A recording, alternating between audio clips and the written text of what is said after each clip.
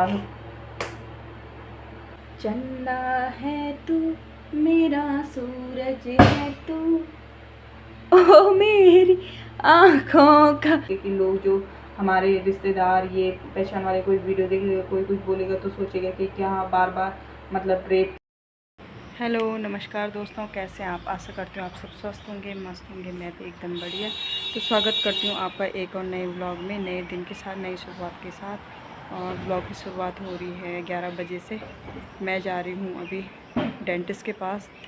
मेरा 1 हफ़्ते बाद का अपॉइंटमेंट था, लेकिन 2 हफ़्ते हो चुके हैं और अभी मैं जा रही हूँ डॉक्टर के पास, कीर्ति नगर। और यहाँ पे कोको आ रखी है। कोको कहाँ जा रही तू?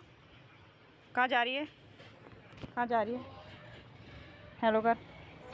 कहाँ जा रही तू? कहाँ जा रही, कहाँ से आ रही है? चल घर, चल जा घर जा। ये कोको घर ये सामने है। अरे यहाँ रखी, जा घर चल, चल घर। Bye bye.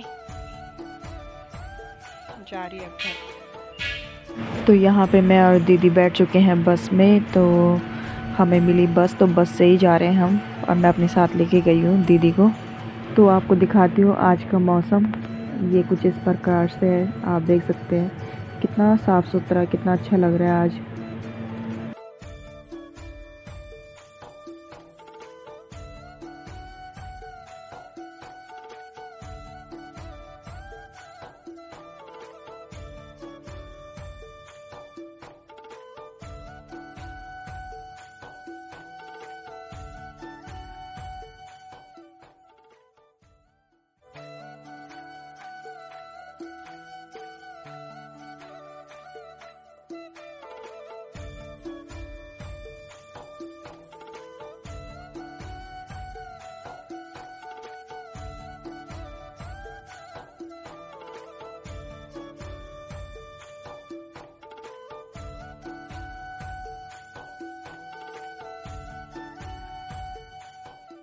तो नदी का पानी आज इतना ज़्यादा बड़ा हुआ है, देख सकते हैं आप। ये होटल है एक, जो कि लॉज है जहाँ पे शादियाँ होती है, वहाँ तक पानी आ चुका है।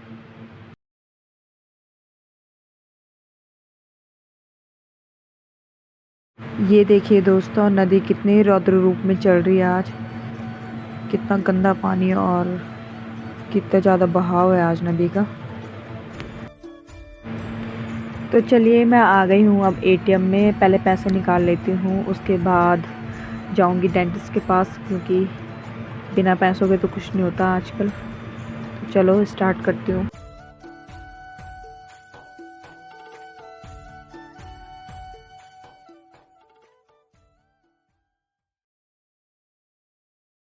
तो 2 बजने वाली थी और धूप इतनी ज़्यादा हो रही थी ना। मैं और दीदी अब जा रहे हैं घर।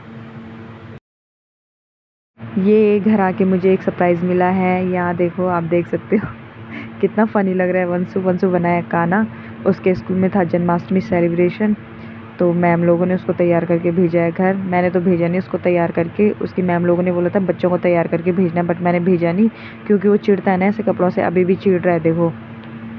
मैं आ गई थी हॉस्पिटल से 2 बजे घर, और उसके बाद खाना वाना खाने के बाद मैं सो गई थी। सोने के बाद फिर वही जो शाम का जो काम होता है घर का, और उसके बाद इसको पढ़ाना, खाना वाना बनाना। तो अभी टाइम हो रहा है 10:30, और इसके बाद अभी घर आए हैं नहीं। आज दाँत का भी ट्रीटमेंट हो नहीं पाया, क्योंकि उनके पास कुछ होता है ना सामान, वो चीज़ नहीं था आज। तो दाँत का भी ट्रीटमेंट हो नहीं पाया। तो जैसे कि मैंने आपको पहले भी बताया था कि मैं हर एक व्लॉग में कुछ ना कुछ आपको अपडेट दूंगी। वैसे मैं इतने रात तो मैं अब तो व्लॉग नहीं बनाना चाह रही थी, लेकिन मैंने कल आपसे बोला था कि मैं कुछ ना कुछ आपको अपडेट दूंगी, कुछ ना कुछ बात। टाइम बज रहे हैं, स्कूल तक लेट हो रहा है। मम्मी जल्दी खाना बना। तो बस अब मुँह बंद रखना। तो जैसे कि मैंने आपको बोला था, मैं कुछ ना कुछ न्यू अपडेट दूंगी, कुछ ना कुछ बताऊंगी आपको, न्यूज़ वगैरह कुछ भी मतलब मैं बताऊंगी। तो मैं बात कर जो भी फ़िलहाल आजकल तो मैं अपने उत्तराखंड के ही बारे में बात करूंगी। तो हमारे उत्तराखंड की बात है। अभी भी यहाँ उधम सिंह नगर में एक केस हुआ, मतलब एक रेप केस का मामला सामने आया है। तो उस मामले में क्या कुछ नज़र आया है, मैं वो आपको बता देती हूँ।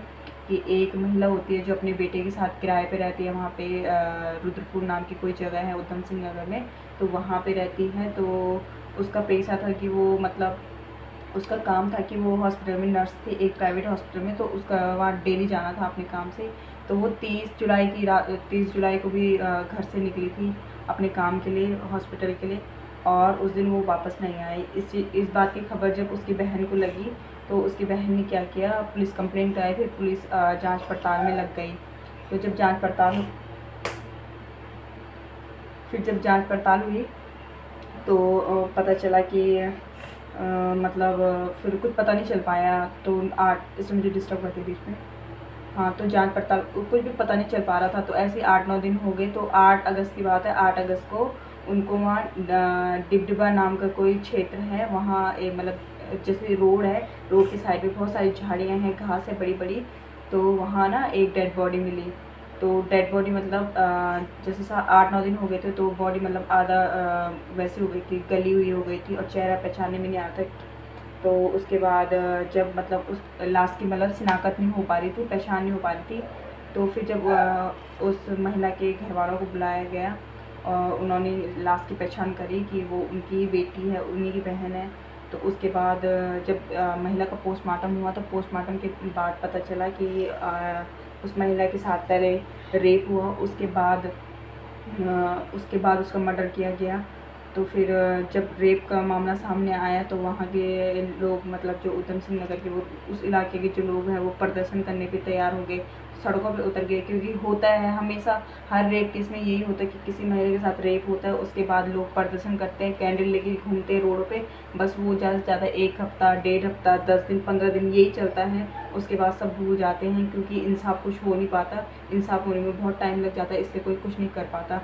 तो ये सब होने के बाद तो जब पुलिस फिर इसके बाद मतलब और ज़्यादा उसकी जांच में जुट गई पुलिस, तो मतलब उनके पास कोई प्रूफ था नहीं जिससे वो मतलब ये साबित कर पाए कि कौन है क्या है। तो क्या हुआ, उन्होंने वहाँ के सीसीटीवी वगैरह कैमरा जो भी थे सब उन्होंने चेक करे होंगे बार बार। तो उनको पता चला जिस दिन महिला मतलब जिस दिन वो औरत हॉस्पिटल से घर वापस आ रही थी, तो उस दिन ये हुआ कि उसका पीछा एक आदमी कर रहा था।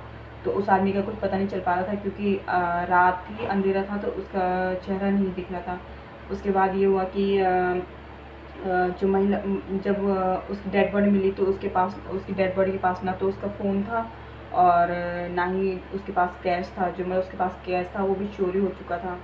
तो फिर पुलिस ने मतलब फ़ोन की लोकेशन ट्रेस करी, और लोकेशन कभी बरेली का बता रहा था, कभी राजस्थान का बता रहा था। तो फाइनली मतलब पुलिस वालों को राजस्थान में वो फ़ोन भी मिला, और जो उस फ़ोन को यूज़ कर रही थी वो महिला जिसका नाम खुशबू था, तो वो भी मिली। तो वो महिला जो जिसका नाम खुशबू था वो उसी की वाइफ थी जिस आदमी ने ये मर्डर किया, ये मतलब ये घटना जिसने करी वो उसकी वाइफ थी। तो उस आदमी का नाम था धर्मेंद्र। तो पुलिस मतलब दोनों हस्बैंड और वाइफ को पकड़ के मतलब वहीं रुद्रपुर में लेके आती है और उनसे पूछताछ करती है।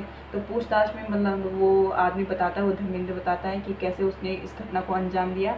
कि वो महिला मतलब हॉस्पिटल से छुट्टी होने के बाद घर आई थी, वो धर्मेंद्र नाम का व्यक्ति उसका पीछा कर रहा था, और उसने उसको एकदम से झाड़ियों में धक्का दिया और उसके साथ रेप करने की कोशिश करी। इसका महिला ने जब विरोध किया तो उस आदमी ने उस महिला का सर ज़मीन से पटक दिया, जिससे वो बेहोश हो गई या क्या हो गया वो तो नहीं पता। बट फिर उसके बाद उसने उसका रेप किया, और उसी की जो चुन्नी थी उस चुन्नी से उसका गला घोट दिया।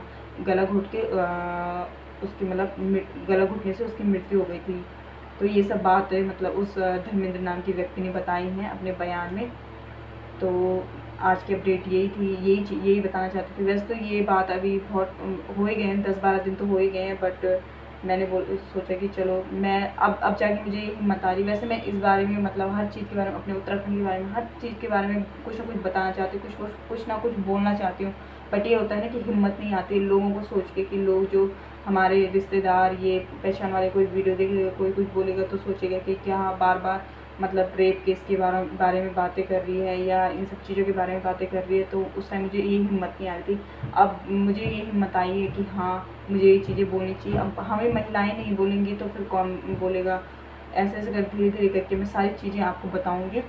तो प्लीज़ जो मेरे चैनल पे नए जुड़े हैं वो मतलब मेरे चैनल को सब्सक्राइब कर ले, और आपको आज का ये वीडियो पसंद आए तो प्लीज़ वीडियो को लाइक कर दे। Thank you so much. ये वीडियो मैं यहीं पे एंड करती हूँ। और आशा करती हूँ आपको ये वीडियो पसंद आया होगा।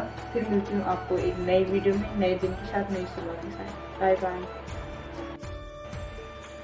चंदा है तू, मेरा सूरज है तू, ओ मेरी आँखों का तारा है तू। चंदा है तू, मेरा सूरज है तू। गिर गया मेरा चंदा सूरज।